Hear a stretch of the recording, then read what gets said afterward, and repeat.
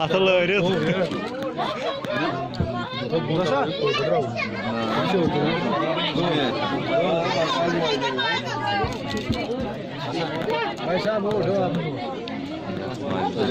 Terus. Pakai tunggu ya.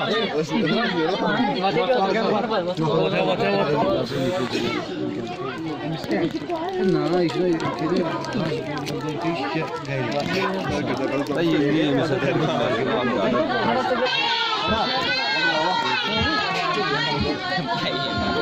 Hala tapos todos.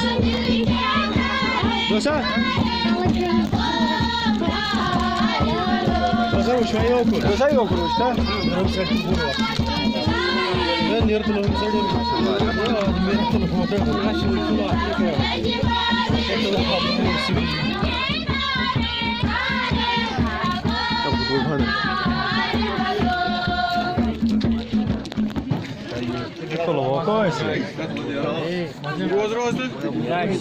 दोस्त मतलब शादी मुबारक में तो शिवारी खुशी है